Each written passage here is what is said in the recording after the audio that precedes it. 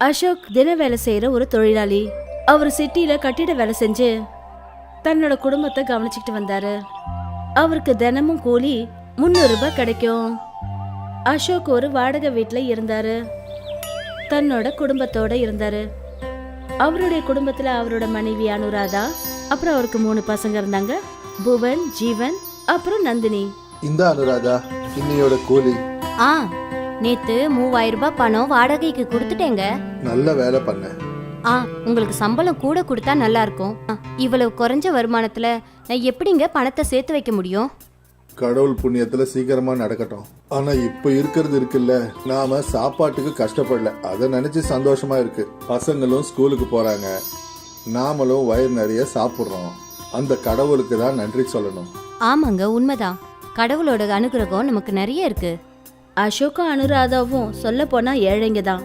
ஆனா அவங்களோட நிலைமைய நினைச்சு அவங்களுக்கு எந்த ஒரு கவலையும் இல்ல. அவங்க சந்தோஷமா இருந்தாங்க, அப்புறம் மகிழ்ச்சியா இருந்தாங்க. அனுராதா ஏழைங்களுக்கு நிறைய உதவி செய்வா. ஒரு நாள் நடந்த விஷயம். அனுராதா மார்க்கெட்ல காய்கறி வாங்கிட்டு இருந்தா. அப்பதான் அவ கவனிச்சா, அதாவது ஒரு வயசான அம்மா வழியில பிச்சை எடுத்துட்டு இருந்தாங்க. ரொம்பவே பசியா இருக்குதுப்பா. ரொம்ப நாளா நான் எதுவுமே சாப்பிடாம இருக்கேன்.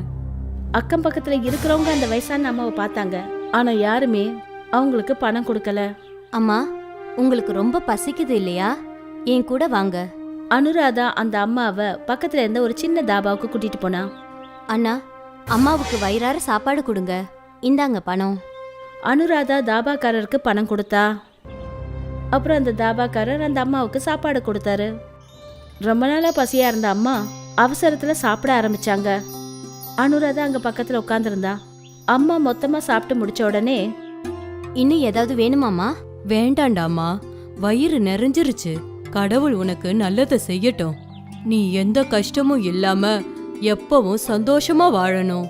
அனுராதா அந்த அம்மாவோட கையில இன்னும் கொஞ்சம் பணம் கொடுத்தா.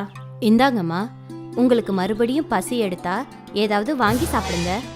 நன்றிமா, நீ ரொம்ப நல்ல பொண்ணா இருக்க.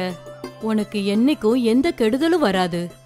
உனக்கு எப்பெல்லாம் உதவி தேவைப்படுதோ நீ செஞ்ச தர்மம் உனக்கு உதவியா வந்து சேரும்.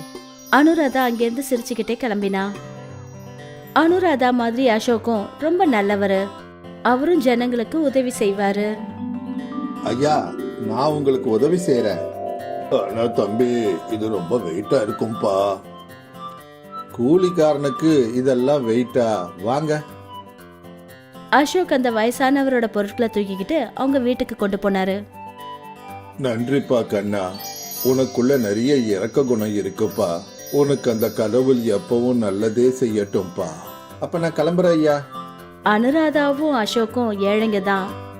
ஆனா அவங்க மத்தவங்களுக்கு உதவி செய்யறதுக்கு எப்பவுமே தயாரா இருப்பாங்க. அவங்க செய்யற தர்மங்களுக்கு ஒரு கணக்கே இல்ல. அவங்களுக்கு வாய்ப்பு கிடைக்கும் போதெல்லாம் அவங்க யாருக்காவது உதவி செஞ்சுக்கிட்டு தான் இருப்பாங்க. சில மாசங்கள் கடந்தது. ஒரு நாள் அசோக் ஒரு பில்டிங்கோட வேலையை செஞ்சுக்கிட்டு இருந்தாரு. அவர் ரொம்ப உயரத்துல நின்றுட்டு இருந்தாரு. அப்புறம் துரதிருஷ்டவசமா அவர் காலுக்கு அடியில இருந்த கம்பு உடஞ்சி போச்சு. அப்புறம் அசோக் அவ்வளோ மேல இருந்து கீழே விழுந்துட்டாரு. அவருக்கு பயங்கரமா அடிபட்டுடுச்சு. அவரை ஹாஸ்பிட்டலுக்கு கொண்டு போனப்ப டாக்டர் அவருக்கு கட்டு போட்டு விட்டாரு. நல்ல வேலை, அந்த கடவுள் புண்ணியத்துல உனக்கு பெருசா அடிபடலப்பா. முட்டியில ஒரு எலும்பு உடைஞ்சு போச்சு. அது சேர்றதுக்கு 2 to 3 மாசம் ஆகும். அது வரைக்கும் நீ வேலையே செய்யக்கூடாது. 2-3 மாசமா? 2-3 மாசம் ஓய்வு தேவைன்னு டாக்டர் சொன்னதும் 2 பேரும் அதிர்ச்சி ஆயிட்டாங்க. அசோக் தினமும் சம்பாதிக்கிற ஒரு கூலி ஆளு. அவர் தினமும் வேலை செஞ்சாதான் அவருக்கு பணம் கிடைக்கும். 2-3 மாசம் அவர் வீட்டுல உட்கார்ந்தாருன்னா அவரோட குடும்பம் எப்படி நடக்கும்? இனிமே நாம என்ன பண்றது? நீங்க கவலைப்படாதீங்க, நான் எப்படியாவது வேலை தேடிக்கிறேன். அதை வச்சு நாம வாழ்க்கையை நடத்திக்கலாங்க. வேற எந்த வழியும் கிடையாது. கடவுள் இந்த மாதிரி நிலைமையை கொடுப்பாருன்னு நான் யோசிக்கவே இல்லை. அசோக்கும் அனுராதாவும் சேர்த்து வச்ச பணம் ட்ரீட்மெண்ட்டுக்கே செலவாயிடுச்சு. இப்போ அவங்க கிட்ட ரொம்ப குறைஞ்ச பணம் தான் இருந்தது. இப்ப கையில இருக்கிறது என்னமோ 300 ரூபாய் தான். இதை வச்சு 2 நாளைக்கு தான் மளிகை சாமான் வாங்க முடியும். நான் சீக்கிரமா வேலை தேடி ஆகணும். நானும் எவ்வளவு நாளா வேலை தேடி அலையிறேன். கடவுளேன்னு எனக்கு சீக்கிரம் வேலை கிடைக்கணும். பட்னியா இருக்கிற நிலைமை வந்துடக்கூடாது. நானும் அதுதான் கடவுள்கிட்ட வேண்டிக்கிறேன். இருங்க, இந்த பணத்துல என்ன வருதோ நான் அதை போய் வாங்கிட்டு வரேன். ஆ, அசோக்கும் அனுராதாவும் கவலையா இருந்தாங்க. அவங்களோட பொருளாதார நிலைமை மோசமாயிடுச்சு. அந்த 300 ரூபாவை எடுத்துக்கிட்டு அனுராதா மார்க்கெட்டுக்கு போனா. அவ அங்க அரிசி, பருப்பு, காய்கறிகள்லாம் வாங்கினா. இப்ப அனுராதா கையில வெறும் 10 ரூபாய் தான் இருந்தது. அவ வீட்டுக்கு திரும்பி போயிட்டு இருந்தா. அப்ப அவ ரோட்ல அந்த வயசான அம்மாவை பார்த்தா. ரொம்ப ரொம்ப பசிக்குது கண்ணா. கொஞ்ச நாளாவே நான் எதுவும் சாப்பிடல. சாப்பிடறதுக்கு ஏதாவது இருந்தா குடுமா. பாவம் அந்த அம்மா. ஆனா இன்னைக்கு இவங்களுக்கு வயிறார சாப்பாடு போடுறதுக்கு என்கிட்ட பணமும் இல்லையே. வெறும் 10 ரூபாய் தான் இருக்கு. இதுல என்ன கிடைக்கும்? அனுராதா இங்கேயும் அங்கேயும் சுத்தி முத்தி பார்த்தா. அங்க ஒரு பக்கோடா கடை இருந்தது. எனக்கு 10 ரூபாய்க்கு பக்கோடா கொடுங்க. அனுராதா கடைக்காரர்கிட்ட 10 ரூபாய் கொடுத்தா. அதுக்கு பக்கோடா வாங்கினா. அந்த பக்கோடாவை வாங்கிக்கிட்ட அனுராதா அந்த வயசான அம்மா கிட்ட போனா. அம்மா, இன்னைக்கு வயிறார உங்களுக்கு சாப்பாடு கொடுக்க முடியல. ஆனா இத சாப்பிடுங்க. அந்த வயசான அம்மா அந்த பக்கோடா பேப்பர் மேல கைய வச்சுட்டு சொன்னாங்க, இன்னைக்கு இந்த பக்கோடாவை உன் வீட்டுக்கு எடுத்துட்டு போடா கண்ணா. நான் சாப்பிட்டேன்னு நீ நினைச்சுக்க. இன்னைக்கு இதுக்கான உரிமை உனக்கு. ஆனா அம்மா, உங்களுக்கு பசிக்குது இல்ல? அந்த வயசான அம்மா சிரிச்சபடியே பார்த்துட்டு இருக்கும் போதே அனுராதா முன்னாடி அவங்க மறைஞ்சு போயிட்டாங்க. அனுராதாக்கு ஒன்றும் புரியல. அவ அந்த வயசான அம்மாவை இங்கேயும் அங்கேயும் தேடினா. ஆனா அவங்க எங்கேயுமே இல்லை. அப்புறம் அனுராதா வீட்டுக்கு திரும்பி வந்தா. அவ தன்னோட புருஷன் அசோக் கிட்ட எல்லா விஷயத்தையும் சொன்னா. அது எப்படி திடீர்னு ஒருத்தர் மறைய முடியும்? தெரியலங்க, எனக்கும் அதிர்ச்சியா தான் இருந்தது. சரி, அந்த பக்கோடாவை காட்டு. அசோக் அந்த பக்கோடா பொட்டலத்தை திறந்தாரு. அப்புறம் அதிர்ச்சி ஆயிட்டாரு. அந்த பேப்பர்ல தங்க பக்கோடாக்கள் இருந்தது. தங்கமா? இவ்வளவு தங்கமா? இது உண்மையா என்ன? ஆமா, ஆனா எப்படி? எல்லாம் அந்த வயசான அம்மா தான் காரணம். அன்னைக்கு அவங்க என்ன ஆசீர்வாதம் பண்ணாங்க. நன்றிமா, நீ ரொம்ப நல்லவளா இருக்க. உனக்கு என்னைக்கும் கெடுதல் நடக்காது. உனக்கு உதவி தேவைன்னு நினைக்கும் போது நீ செஞ்ச தர்மம் உனக்கு உதவியா வந்து சேரும். ஆமா, இது நாள் வரைக்கும் செஞ்ச நல்லது எல்லாமே தேவைன்னு வரும்போது அது நமக்கு உதவியா கிடைச்சிருக்கு. கடவுளுக்கு கோடான கோடி நன்றி.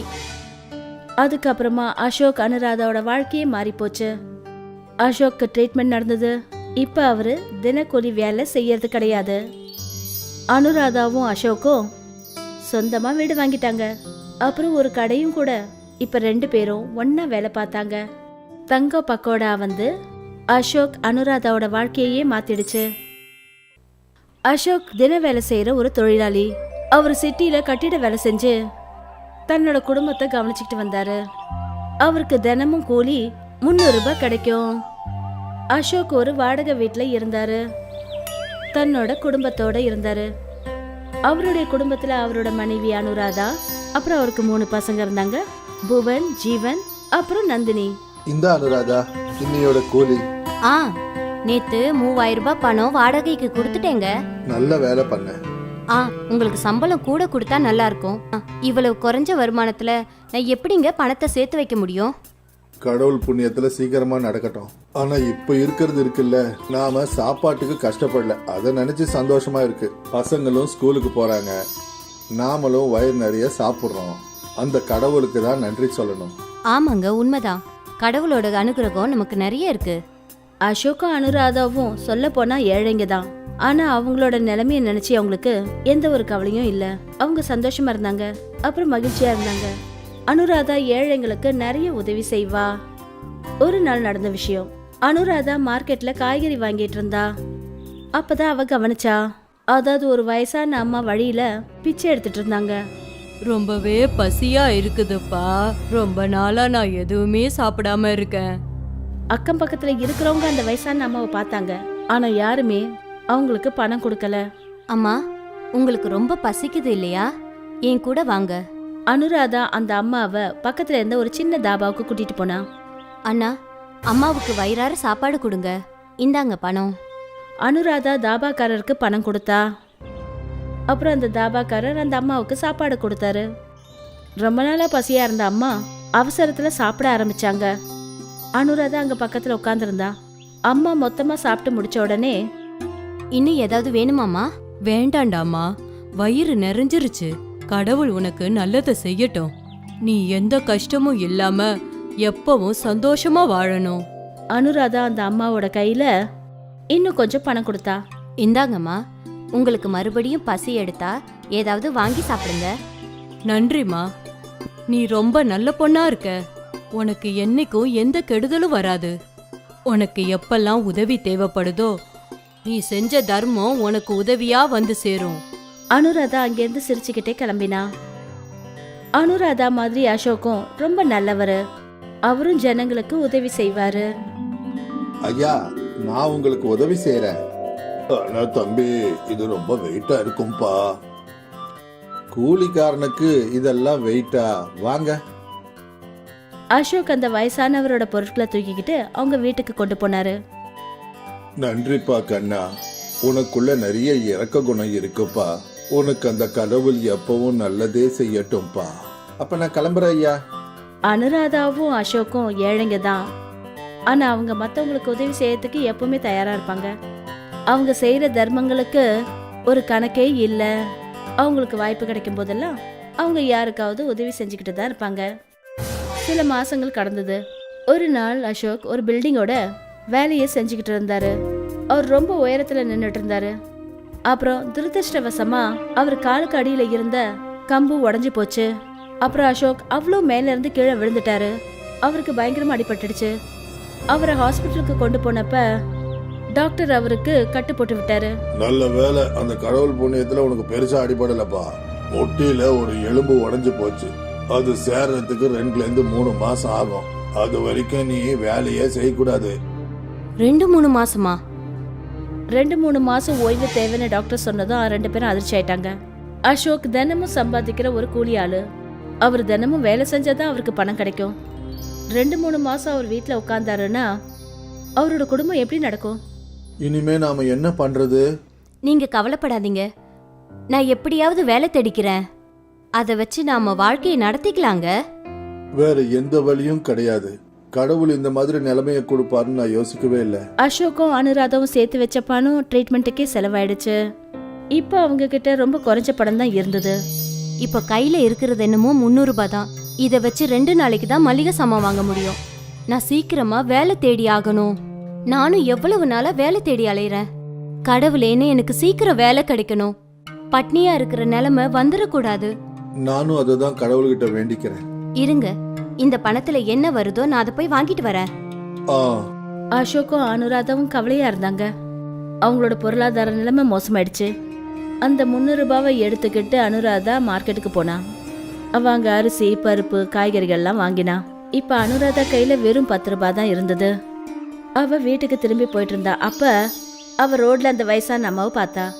ரொம்ப ரொம்ப பசிக்குது கண்ணா. கொஞ்ச நாளாவே நான் எதுவும் சாப்பிடல. சாப்பிடறதுக்கு ஏதாவது இருந்தா குடுமா. பாவம் அந்த அம்மா. ஆனா இன்னைக்கு இவங்களுக்கு வயிறார சாப்பாடு போடுறதுக்கு என்கிட்ட பணமும் இல்லையே. வெறும் 10 ரூபாய் தான் இருக்கு. இதுல என்ன கிடைக்கும்? அனுராதா இங்கேயும் அங்கேயும் சுத்தி முத்தி பார்த்தா. அங்க ஒரு பக்கோடா கடை இருந்தது. எனக்கு 10 ரூபாய்க்கு பக்கோடா கொடுங்க. அனுராதா கடைக்காரர்கிட்ட 10 ரூபாய் கொடுத்தா. அதுக்கு பக்கோடா வாங்கினா. அந்த பக்கோடாவை வாங்கிக்கிட்ட அனுராதா அந்த வயசான அம்மா கிட்ட போனா. அம்மா, இன்னைக்கு வயிறார உங்களுக்கு சாப்பாடு கொடுக்க முடியல, ஆனா இதை சாப்பிடுங்க. அந்த வயசான அம்மா அந்த பக்கோடா பேப்பர் மேல கைய வச்சுட்டு சொன்னாங்க, இன்னைக்கு இந்த பக்கோடாவை உன் வீட்டுக்கு எடுத்துட்டு போடா கண்ணா. நான் சாப்பிட்டேன்னு நீ நினைச்சுக்க. இன்னைக்கு இதுக்கான உரிமை உனக்கு. ஆனா அம்மா, உங்களுக்கு பசிக்குது இல்ல? அந்த வயசான அம்மா சிரிச்சபடியே பார்த்துட்டு இருக்கும் போதே அனுராதா முன்னாடி அவங்க மறைஞ்சு போயிட்டாங்க. அனுராதாக்கு ஒன்னும் புரியல. அவ அந்த வயசான அம்மாவை இங்கேயும் அங்கேயும் தேடினா. ஆனா அவங்க எங்கேயுமே இல்ல. அப்புறம் அனுராதா வீட்டுக்கு திரும்பி வந்தா. அவ தன்னோட புருஷன் அசோக் கிட்ட எல்லா விஷயத்தையும் சொன்னா. அது எப்படி திடீர்னு ஒருத்தர் மறைய முடியும்? தெரியலங்க, எனக்கும் அதிர்ச்சியா தான் இருந்தது. சரி, அந்த பக்கோடாவை காட்டு. அசோக் அந்த பக்கோடா பொட்டலத்தை திறந்தாரு. அப்புறம் அதிர்ச்சி ஆயிட்டாரு. அந்த பேப்பர்ல தங்க பக்கோடாக்கள் இருந்தது. தங்கமா? இவ்வளவு தங்கமா? இது உண்மையா என்ன? ஆமா, ஆனா எப்படி? எல்லாம் அந்த வயசான அம்மா தான் காரணம். அன்னைக்கு அவங்க என்ன ஆசீர்வாதம் பண்ணாங்க. நன்றிமா, நீ ரொம்ப நல்லவளா இருக்க. உனக்கு என்னைக்கும் கெடுதல் நடக்காது. உனக்கு உதவி தேவைன்னு நினைக்கும் போது நீ செஞ்ச தர்மம் உனக்கு உதவியா வந்து சேரும். ஆமா, இது நாள் வரைக்கும் செஞ்ச நல்லது எல்லாமே தேவைன்னு வரும்போது அது நமக்கு உதவியா கிடைச்சிருக்கு. கடவுளுக்கு கோடான கோடி நன்றி. அதுக்கப்புறமா அசோக் அனுராதாவோட வாழ்க்கையே மாறி போச்சு. அசோக்கு ட்ரீட்மெண்ட் நடந்தது. இப்ப அவரு தினக்கூலி வேலை செய்யறது கிடையாது. அனுராதாவும் அசோக்கும் சொந்தமா வீடு வாங்கிட்டாங்க. அப்புறம் ஒரு கடையும் கூட. இப்ப 2 பேரும் ஒண்ணா வேலை பார்த்தாங்க.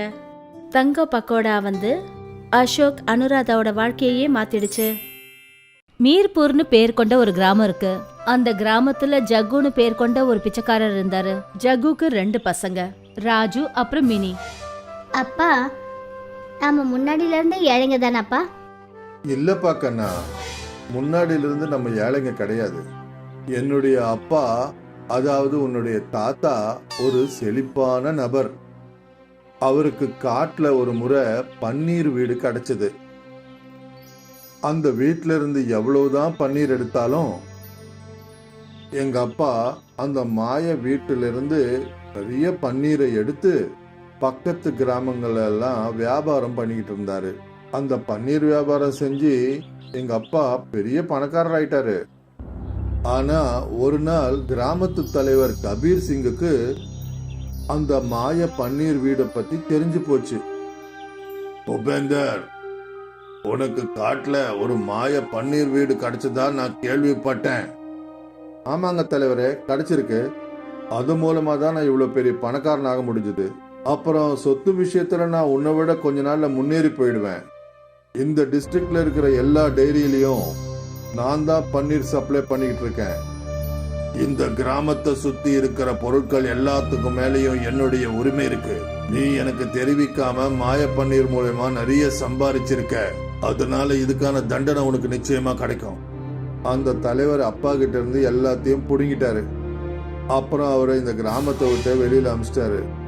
அப்புறம் என்னுடைய அப்பா இந்த கிராமத்தை சுத்தி சுத்தி வந்துட்டு இருந்தாரு. ஆனா அவருக்கு யாருமே வேலை கொடுக்கவே இல்லை. அப்புறம் பிச்சை எடுத்து தன்னுடைய வாழ்க்கையை ஓட்டிட்டு இருந்தாரு. அன்னிலிருந்து தான் நாம ஏழைகளா இருக்கோம். ஏன்பா, அந்த பன்னீர் வீடு இன்னமும் அந்த காட்டுக்குள்ள தான் இருக்கா? இல்லப்பா, அந்த பன்னீர் வீட்டை பத்தி இது வரைக்கும் ஒன்னும் தெரியல. தலைவர் அந்த பன்னீர் வீட்டுல இருந்து பன்னீர் எடுக்க போனப்ப அந்த வீடே மறைஞ்சு போச்சு. அப்பத்துல இருந்து அந்த பன்னீர் வீடை பத்தி எதுவுமே தெரியல. ஒவ்வொரு சமயத்துல ஜக்குவோட குடும்ப நிலைமை ரொம்பவே மோசமாயிடும். அப்பா, இன்னைக்கு ராஜுவுக்கு உடம்பு சரியில்லை. நாங்க 2 பேரும் 2 நாளா எதுவுமே சாப்பிடலப்பா. ஏதாவது சாப்பிட்றதுக்கு எடுத்துட்டு வாங்க. சரிடா கண்ணா, நான் யார் வீட்டுக்காவது போய் ஏதாவது கேட்டு வாங்கிட்டு வரேம்மா. அன்னைக்கு கிராமத்துல வீடு வீடா ஜக்கு சுத்திட்டு இருந்தாரு. ஆனா அவருக்கு யாருமே எதுவும் கொடுக்கல. ஜக்கு அந்த தலைவர் வீட்டுக்கு போனப்ப அப்பதான் ஜக்குவுக்கு அவங்க வீட்டுக்குள்ள இருந்து நல்ல சுட சுட பரோட்டாவோட வாசனை வந்தது. தலைவரையா, கொஞ்சம் கதவை தரங்களேன். நான் தான் ஜக்கு வந்திருக்கேன். என் குழந்தைங்களுக்கு உடம்பு சரியில்லை, பசியோட இருக்காங்க. அவங்களுக்கு சாப்பிட ஏதாவது கொடுங்கய்யா. ஜக்கோ, மறுபடியும் நீங்க வந்துட்டியா? இங்க இருந்து ஒழுங்கா போயிடு. இல்லைன்னா என்னுடைய வேலைக்காரங்களை கூப்பிட்டு உன்னை கழுத்தை பிடிச்சி தள்ளிட சொல்லிடுவேன். உன்னை இந்த கிராமத்துல இருக்க விட்டனே, அதுவே என்னுடைய பெருந்தன்மை நினைச்சுக்கோ. தலைவர் தன்னோட வீட்டு வேலையாட்களை அனுப்புறதுக்குள்ள ஜக்கு ரோட்ல ஒரு மூலையில போய் உட்காந்துக்கிட்டாரு. கொஞ்ச நேரத்துக்கு அப்புறம் தலைவர் தன்னோட வீட்டுக்கு பூட்டு போட்டுட்டு தன்னோட ஆளுங்களை கூட்டிக்கிட்டு எங்கேயோ போயிட்டாரு. ஜக்கு யோசிச்சாரு. தன்னோட குழந்தைங்களுக்காக சாப்பாட்டை திருடணும்னு முடிவு பண்ணிட்டாரு. சுவர் ஏறி குதிச்சு ஜக்கு தலைவர் வீட்டுக்குள்ள நுழைஞ்சிட்டாரு. அவர் 5-6 பரோட்டாவை திருடிக்கிட்டு அங்கேருந்து வெளியே வந்தாரு. அன்னைக்கு அந்த பரோட்டாவை ஜக்குவோட குடும்பம் வயிறார சாப்பிட்டுச்சுங்க. மத்தியான நேரத்துல கிராமமே வெறிச்சோடு போய் இருந்தப்ப ஜக்குவும் அவரோட குழந்தைங்களும் தூங்கிட்டு இருந்தாங்க. அப்ப திடீர்னு யாரோ ஜக்குவோட வீட்டு கதவை உடைச்சிட்டாங்க. ஜக்குவும் அவரோட குழந்தைங்களும் பயந்து போய் நடுங்க ஆரம்பிச்சிட்டாங்க. வாசல்ல தலைவரும் அப்புறம் அவருடைய ஆட்களும் கையில கம்போடு நின்றுட்டு இருந்தாங்க. ஜக்கு, உனக்கு திமிரு அதிகமாயிடுச்சா? நீ என் வீட்டுக்குள்ள நுழைஞ்சு திருடி இருக்க. நீ செஞ்ச வேலை எல்லாத்தையும் நான் சிசிடிவி கேமரால பாத்துட்டேன். ஏய், 2 பேரும் போய் ஜக்குவை நல்லா அடிச்சு வெளுத்துங்க. இவங்க 3 பேரையும் இந்த கிராமத்தை விட்டு துரத்துங்க. இப்படி சொல்லிட்டு தலைவர் அங்கிருந்து கிளம்பி போனாரு. தலைவரோட ஆட்கள் ஜக்குவை ரொம்ப மோசமா அடிக்க ஆரம்பிச்சாங்க. ராஜுவுக்கும் மினிக்கும் தன்னோட அப்பா இந்த மாதிரி அடி வாங்கறத பார்க்க முடியல. 2 பேரும் அவங்கவுங்க உண்டிகோலை எடுத்தாங்க. தலைவரோட ஆட்களோட தலையில உண்டியல்ல கல்லை வச்சு அடிச்சாங்க. 2 பேரும் அவங்க நெத்தியில கையை வச்சுக்கிட்டு உட்காந்துட்டாங்க. அப்பா சீக்கிரம் வாங்க, ஓடி போயிடலாம். அதுக்கப்புறம் அவங்க 3 பேரும் காட்டை நோக்கி ஓடினாங்க. தலைவரோட 2 ஆட்களும் அவங்க பின்னாடியே ஓடினாங்க. ஜக்கு, நீ எது வரைக்கும் ஓடுறேன்னு பாக்குறோம். உன்னையும் உன் பசங்களையும் நான் சும்மா விட மாட்டேன். தலைவரோட அந்த ஆட்கள் 2 பேரும் அடிப்பட்ட சிங்கம் மாதிரி அவங்க பின்னாடி அவங்கள துரத்திக்கிட்டு போனாங்க. கடைசியில இப்படி ஒரு பிரச்சனையில மாட்டிக்கிட்டோமேப்பா, இப்ப என்ன பண்றது? ஜக்கு என்ன நினைச்சாருன்னா, அவரும் அவங்க பிள்ளைங்களும் அவங்க கிட்ட இருந்து தப்ப முடியாதுன்னு நினைச்சாரு. அப்பதான் திடீர்னு ஜக்குவுக்கும் அவரோட பசங்களுக்கும் பன்னீர் வீடு அவங்க கண்ணுக்கு தெரிஞ்சது. 3 பேரும் அந்த பன்னீர் வீட்டுக்குள்ள நுழைஞ்சிட்டாங்க. தலைவரோட ஆட்கள் 2 பேரும் அந்த பன்னீர் வீட்டுக்கு போய் சேர்றதுக்கு முன்னாடி அந்த பன்னீர் வீடு மறைஞ்சிருச்சு. பன்னீர் வீட்டுக்கு உங்களை நான் வரவேற்கிறேன். இந்த மாய வீட்டுக்குள்ள இருந்து உங்களுக்கு எவ்வளவு தேவைப்படுதோ அவ்வளவு பன்னீரை எடுத்துக்கலாம். நீ அந்த பழைய பன்னீர் வீடு தானா? என் அப்பாவுக்கு கிடைச்ச அதே வீடா? ஆமா, நான் அதேதான். நான் உங்க அப்பா கிட்ட ஏற்கனவே சொன்னேன், என் மூலமா சம்பாதிச்ச சொத்தெல்லாம் வெளியில காட்டாதேன்னு. அப்படி என்னை பத்தி யாருக்காவது தெரிஞ்சதுன்னா நான் மறைஞ்சு போயிடுவேன்னு சொன்னேன். ஆனா உங்க அப்பா நான் சொன்னதை கேட்கவே இல்லை. கடைசியில் அந்த ஊர் தலைவருக்கு என்னை பத்தி தெரிஞ்சு போச்சு. வேற வழி இல்லாம நானும் மறைய விடுதாயிடுச்சு. உங்க அப்பா செஞ்ச அதே தப்ப தயவு செஞ்சு நீங்களும் செஞ்சிடாதீங்க. மாட்டேன். அந்த மாதிரி தப்ப நான் நிச்சயமா செய்ய மாட்டேன். அப்புறம் உன்னை பத்தி நான் யாருக்கும் சொல்ல மாட்டேன். ஆனா நான் ஒருவேளை யாருக்கும் சொல்லாம உன்னை பத்தி தெரிஞ்சு போச்சுன்னா என்ன ஆகும்? அந்த கவலையை விடு, அது எல்லாத்தையும் நான் பாத்துக்கிறேன். எல்லாத்துக்கும் முன்னாடி ஜக்குவும் அவரோட பசங்களும் வயிறார பன்னீரை சாப்பிட்டாங்க. பன்னீர் ரொம்ப சுவையா இருக்குங்கப்பா. அது எப்படி இருக்குதுன்னா, வெண்ணிலா ஃப்ளேவர் கொண்ட ஐஸ்கிரீமை பாலில் போட்டு சாப்பிட்றாம இருக்கு. குழந்தைங்களா, நாளையில இருந்து நாம போய் பன்னீர் விற்கலாம். ஆனா நாம கண்ணு முன்னு தெரியாம வியாபாரம் பண்ணக்கூடாது. நமக்கு எவ்வளவு தேவைப்படுதோ அந்த அளவுக்கு தான் நாம வியாபாரம் பண்ணணும். அங்க தலைவர் கோவத்துல பைத்தியமாக இருந்தாரு. நீங்க 2 பேரும் என்னுடைய பேரை மண்ணோட மண்ணாக்கிட்டீங்க. 2 பேரும் நல்லா அடி வாங்கி இங்க வந்திருக்கீங்க. கேட்டா சொல்றீங்க அவங்க 3 பேரும் காட்டுல திடீர்னு காணாம போயிட்டாங்கன்னு. இப்ப நான் ரங்காவையும் முன்னாவையும் அனுப்ப வேண்டியதா இருக்கு. தலைவர் அவரோட ஆட்களை காட்டுக்கு வெளியில காவல் காக்க வச்சாரு. தலைவரோட ஆட்கள் பார்த்தாங்க, அதாவது ஜக்கு, ராஜு அப்புறம் மினி தினமும் பன்னீரை எடுத்துக்கிட்டு மார்க்கெட்டுக்கு விற்க போறாங்க. அவங்க இந்த விஷயத்த தலைவர்கிட்ட போய் சொன்னாங்க. போன தடவை அந்த பன்னீர் வீடு எப்போ எங்க மறைஞ்சதுன்னு தெரியல. இந்த முறை என்ன ஆனாலும் சரி, அது எனக்கு வேணும். மறுநாள் ஜக்குவோட குடும்பம் காட்டை விட்டு வெளியே வந்தபோது தலைவர் அவங்கள பிடிச்சிட்டாரு. அப்புறம் 3 பேரோட கையையும் கட்டிட்டாரு. இப்ப நீங்க யாரும் எதுவும் பேசாம என்ன அந்த பன்னீர் வீட்டு வரைக்கும் கூட்டிட்டு போங்க. அப்புறம் நான் உங்களை பண்ற விதம் இருக்கே, அப்புறம் உங்க முகத்தையே நீங்க அடையாளம் கண்டுக்க முடியாது. ஜக்கு, ராஜு அப்புறம் மினி தலைவரை மணிக்கணக்கா சுத்த வச்சாங்க. ஆனா அந்த பன்னீர் வீடு இருக்கிற இடத்துக்கு அவங்க போவே இல்லை. ஜக்கு, ரொம்ப நேரம் ஆயிடுச்சு. அநேகமா நீ என்கிட்ட தந்திரங்கள் பண்றன்னு நினைக்கிறேன். வேலையாட்களே, இவனுடைய குழந்தைங்களை ஆழமான கணத்துக்குள்ள தூக்கி போடுங்க. வேண்டாம் வேண்டாம் வேண்டாம், அந்த மாதிரிலாம் எதுவும் செய்யாதீங்க. நான் உங்களை கூட்டிட்டு போறேன். கடைசியில ஜக்கு தலைவரை பன்னீர் வீட்டுக்கு கொண்டு போனாரு. அப்போ இதுதான் பன்னீர் வீடா? இங்க பாருங்க, அவங்க 3 பேரையும் மரத்துல கட்டி போடுங்க. நான் பன்னீர் வீட்டுக்குள்ள போய் சுத்தி பார்க்க போறேன். 3 பேரும் உள்ள போன உடனே எக்கச்சக்கமான பன்னீர் அவங்க மேல விழுந்துடுச்சு. தலைவரும் அவரோட ஆட்களும் அந்த பன்னீருக்கு அடியில மாட்டிக்கிட்டாங்க. யாராவது என்ன காப்பாத்துங்க, யாராவது என்ன வெளியில எடுங்க. என்னால மூச்சு விட முடியல, என் மூச்சு நின்னுடும் போல இருக்கு. இங்க பாரு தலைவரே, முதல்ல எனக்கு வாக்கு கொடு. இனிமே ஜக்குவோட குடும்பத்தை கஷ்டப்படுத்த மாட்டேன்னு சொல்லு. அப்புறம் நீ என்ன எப்பவும் தேடவே கூடாது. சரி சரி, நான் உங்களுக்கு வாக்கு கொடுக்கறேன். நான் ஜக்குவ மட்டும் இல்ல, கிராமத்து ஜனங்க யாரையுமே கஷ்டப்படுத்த மாட்டேன். என்ன காப்பாத்துங்க. அப்ப தலைவர் மேல விழுந்திருந்த அந்த பன்னீர் காணாம போயிடுச்சு. தலைவரும் அவரோட ஆட்களும் ஜக்கு, மினி, ராஜுவோட கட்டை அழுத்து விட்டாங்க. அதுக்கப்புறம் அவங்க வீட்டை நோக்கி ஓடினாங்க. லக்கன்பூருங்கிற ஒரு கிராமத்துல சுஷ்மா தன்னோட பசங்க அப்புறம் கணவர் ராம்துலார் கூட வாழ்ந்துகிட்டு இருந்தா. சுஷ்மாவோட கணவர் ஒரு மாற்றுத்திறனாளின்றதுனால குடும்ப பொறுப்புகளை எல்லாத்தையுமே சுஷ்மா தான் எடுத்துக்கிட்டா. இதனால குடும்பத்தை பார்த்துக்கிறதுக்காக அவ தன்னோட நாத்தனார் பையனான கரணோட சேர்ந்து ஜிலேபி கடையை நடத்திக்கிட்டு இருந்தா. கரண் ஒரு சண்டைக்காரன், அப்புறம் தந்திர புத்திக்காரனும் கூட. அவன் எல்லார் கூடயும் சண்டை போட்டுட்டு இருப்பான். அதோடவே எப்பவுமே கோவமா இருப்பான். அவன் எப்படியாவது தன்னோட மாமாவோட சொத்தை அடையணும்ட்டு ஆசைப்பட்டுட்டு இருந்தான். கரண் கண்ணா, நீ கொஞ்சம் கடையை திறந்துரு, நான் வேற வேலையில பிஸியா இருக்கேன். நான் எந்த வேலையும் பண்ண போறதில்ல. என்னோட அத்தையா இருந்துட்டு என்னை வேலை செய்ய வைக்கிறீங்களா? உங்களுக்கு இது தப்பா தெரியல? நான் என்ன உன்னை கல்லா உடைக்க சொன்னேன்? கடையை மட்டும்தானே திறக்க சொன்னேன், அது பெரிய வேலையா? கரண் ரொம்பவே கோவமா கடையை திறக்கிறதுக்காக கிளம்பினான். அண்ணே, எனக்கு ஜலேபியோட தயிரும் கொடுங்க. இது உங்களோட 3வது தடவை என்கிட்ட தயிர் கேக்குறீங்க. கிளம்புங்க, என்னால கொடுக்க முடியாது. அப்போ நீ என் கூட சண்டை போட நினைக்கிறியா? நீ தினமும் இப்படிதான் செஞ்சிட்டு இருக்க. அவங்க 2 பேரும் இப்படி சண்டை போட்டுட்டு இருக்கும் போதே அந்த இடத்துக்கு சுஷ்மா வந்தா. ஆண்டி, இவன் என் கூட எப்படி சண்டை போட்டுட்டு இருக்கான்னு பாருங்க. இங்க தங்குறது சுத்தமா வேஸ்ட். நான் கிளம்புறேன். நான் இங்க தங்க போறது இல்ல. கரண் சண்டை போட்டுட்டு அங்கிருந்து கிளம்பி போயிட்டான். அன்னைக்கு நாள் முழுக்க சுஷ்மா தனியாவே கடையை நடத்தினா. இதனால ரொம்பவே சோர்வடைஞ்சு வீட்டுக்கு போனதுமே தன்னோட கணவர்கிட்ட நடந்ததை எல்லாத்தையும் சொன்னான். நீங்க அவனுக்கு புரிய வைங்க. எனக்கு தெரியும் சுஷ்மா, நான் ஒரு தடவை அவன்கிட்ட பேசி பாக்குறேன். செய்யுங்க, அந்த வேலை சீக்கிரமா செய்யுங்க. நாளுக்கு நாள் அவனோட நடவடிக்கை கெட்டுதான் போயிட்டு இருக்கு.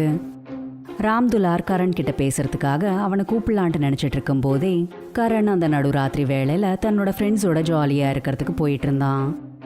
நான் என்னோட பங்கை சாப்பிட்டுட்டேன். நான் என் ஃப்ரெண்டு வீட்டில் போய் இன்னைக்கு நைட்டு ஃபுல்லாக பார்ட்டி பண்ண போறேன். நான் நாளைக்கு காலையில வந்துடுவேன், இல்லாட்டி நாளைக்கு சாயந்தரம். என்னை பத்தி எதுவும் கவலைப்பட வேணாம். பாத்தீங்களாங்க, இன்னைக்கும் நான் தான் கடையை திறந்தேன், அப்புறம் நாளைக்கும் நான் தான் கடையை திறந்தாகணும்.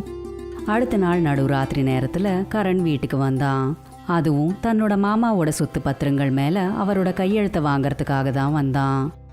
மாமா, இதை பிடிங்க, இதுல ஒரு சைனை போடுங்க. இது என் காலேஜ் ரிசல்ட் கார்டு. ஓ மகனே, கொண்டு வா, என் கைரேகையை அதுல வைக்கணும். அதே நேரத்துல அந்த இடத்துக்கு சுஷ்மா வந்துட்டா. அவ தன்னோட கணவரோட கையில இருக்கிற சொத்து பத்திரங்களை பார்த்துட்டா. இருங்க, என்ன பண்ணிட்டு இருக்கீங்க நீங்க? கரண் காலேஜ் ரிசல்ட் கார்டுல என் கைரேகை வைக்கிறேன். இது காலேஜோட பேப்பர்ஸ் இல்லைங்க, இது நம்ம வீட்டு சொத்து பத்திரங்களுங்க. நீ என்ன சொன்ன? நீங்க லேட்டா வந்திருந்தீங்கன்னா நானே சைடா போட்டிருப்பேன்.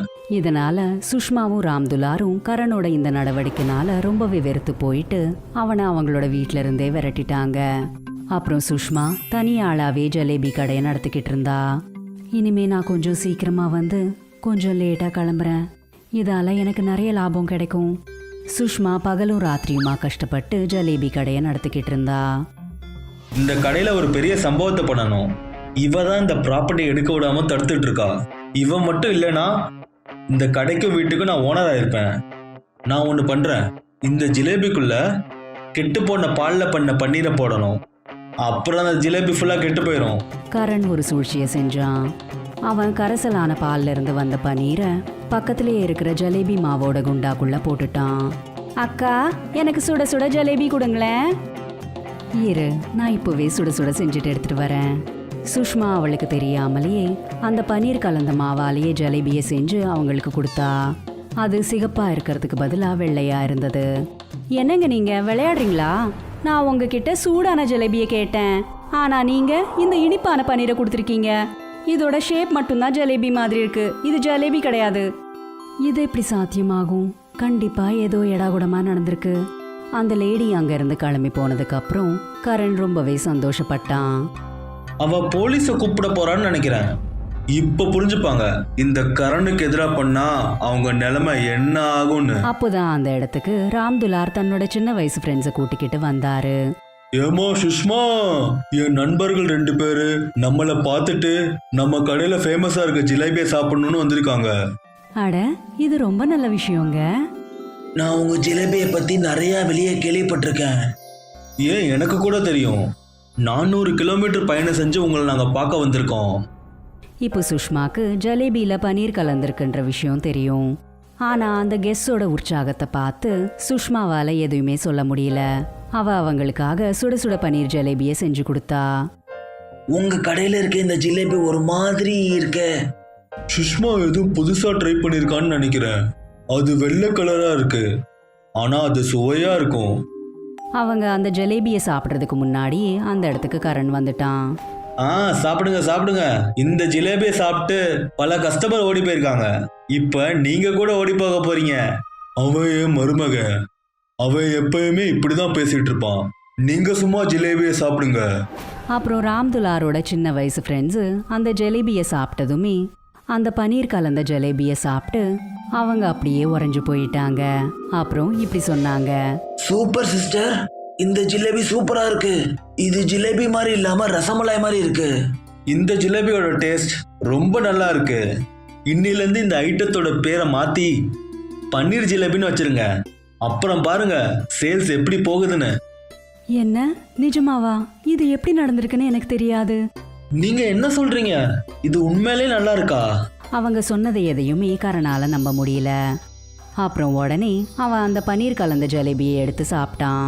அந்த பன்னீர் ஜலேபி அவனுக்கு ரொம்பவே பிடிச்சு போச்சு. ஐயோ, இது உண்மையிலே நல்லா இருக்கே. ஆனா அவங்கள எதுக்கு பாராட்டுறீங்க? இந்த பன்னீர் ஜிலேபியை நான் தான் பண்ணேன். இதுல பன்னீரை கலந்து நான் பன்னீர் ஜிலேபி ரெடி பண்ணேன். எப்படி சூப்பரா பண்ணிருக்கேன் பாத்தீங்களா? சுஷ்மாக்கு எல்லா விஷயமும் புரிய வந்தது. அவ இப்படி சொன்னா, எங்க ஜலேபி கடை ஒரேடியா க்ளோஸ் ஆயிரணும்ட்டு நீ நினைச்சல, அப்புறம் நாங்க ரோட்ல வந்துடணும்ட்டு நினைச்சல. சுஷ்மா, நம்ம விருந்தாளிகளுக்கு முன்னாடி நம்ம இதெல்லாம் பேசக்கூடாது. அந்த 2 ஃப்ரெண்ட்ஸும் அங்கிருந்து கிளம்பினதுமே கரண் தன்னோட மாமா ராம்துலார் கிட்ட இப்படி சொன்னான். மாமா, சொத்துல கொஞ்சம் கூட என் பேர்ல எழுதி வைக்கலையே. என் ஆசை என்னன்னா இந்த கடையை என் பேர்ல மாத்தி எழுதிருங்க. அதுக்கப்புறம் பன்னீர் ஜிலேபியை ஃபுல்லா போட ஆரம்பிச்சிடுறேன். உனக்கு இந்த கடையை கொடுக்கறதுக்கு எங்களுக்கு எந்த ஆட்சேபனையும் இல்ல. ஆனா இந்த கடையை உன்னால சரியா நடத்த முடியுமா? நீங்க அதை பத்தி ஒண்ணு கவலைப்பட வேணாம். ஒருவேளை இந்த கடை சரியா போகலன்னு நீங்க நினைச்சீங்கன்னா இந்த கடையை நீங்களே திரும்ப எடுத்துக்கோங்க. சரி மருமகனே, நாங்க அப்படியே பண்ணிடுறோம். கரண் பகலும் ராத்திரியுமா கஷ்டப்பட்டு தன்னோட பன்னீர் ஜலேபி கடையில வேலை செஞ்சுக்கிட்டு இருந்தான்.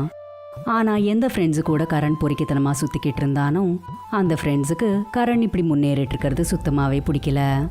அந்த க்ளோஸ் ஃப்ரெண்ட்ஸ்ல ஒருத்தன் கரண் கிட்ட இப்படி சொன்னான். வா கரண், நம்ம போகலாம். நான் உன் கூட வர மாட்டேன். என் கடையை நான் பாத்துக்கணும்.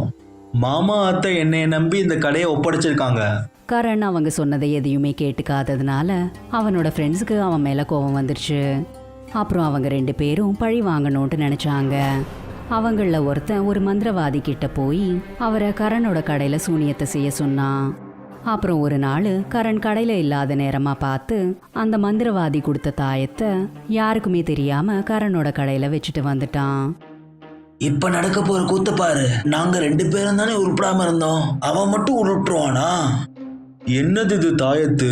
சுஷ்மா இங்க வச்சிருக்கான்னு நினைக்கிறேன். இந்த தாயத்தை என் கையில கட்டிக்க போறேன். ராம்துலார் அந்த தாயத்தை தன்னோட கையில கட்டிக்கிட்டதுமே அவர் உடனே அந்த வீல் சேர்ல இருந்து எந்திரிச்சாரு. அதாவது அந்த சூனியத்தினால ராம்துலார் பூர்ணமா குணமாயிட்டாரு. இனி அவர் மறுபடியும் நடக்க ஆரம்பிச்சிட்டாரு. என்னது இது? நான் நடந்துட்டு இருக்கேன், என் கால் சரியாயிருச்சு. இந்த தாயத்து ரொம்ப சக்தி வாய்ந்ததா இருக்கும் போலயே. கடவுளே, ரொம்ப ரொம்ப நன்றி கடவுளே. அங்கேயே தூரத்துல நின்னுட்டு இருக்கிற கரணோட ஃப்ரெண்டு இதை எல்லாத்தையும் பார்த்துக்கிட்டு இருந்தான். அவன் இதை பார்த்து ரொம்ப ஷாக் ஆயிட்டான். உடனே அவன் மந்திரவாதி கிட்ட போய் சொன்னான். அப்போ அந்த மந்திரவாதி இப்படி சொன்னாரு. நீ எப்படி அப்படி நினைக்கலாம்? உன்ன மாதிரி கெட்ட எண்ணம் உடையவங்களுக்கு நான் எப்படி உதவி செய்வேன்? அது பல வருடங்களுக்கு முன்னாடி நடந்தது. அந்த கடையில வேலை செஞ்ச ஒரு பொண்ணு எனக்கு ஜிலேபியா கொடுத்து என் வயிறை நிரப்பிருச்சு. அதனாலதான் நான் அவங்களுக்கு உதவி செஞ்சேன். யாரெல்லாம் அந்த கடையில இருந்து பன்னீர் ஜிலேபி சாப்பிடுறாங்களோ எந்த நோய் நொடியும் இல்லாம எப்பயுமே ரொம்ப சந்தோஷமா இருப்பாங்க. தயவு செஞ்சு என்னை மன்னிச்சிருங்க பாபா. என்னோட இதயமெல்லாம் விஷமா இருந்துச்சு. அப்புறம் நடந்ததும் அப்படிதான். கரணோட பன்னீர் ஜலேபி கடை ரொம்ப நல்லா ஓட ஆரம்பிச்சது. கரணோட இந்த உழைப்பை பார்த்து அவனோட அத்தை மாமாவும் ரொம்பவே சந்தோஷப்பட்டாங்க. இனி எல்லாருமே சேர்ந்து ரொம்பவே சந்தோஷமா வாழ்ந்தாங்க.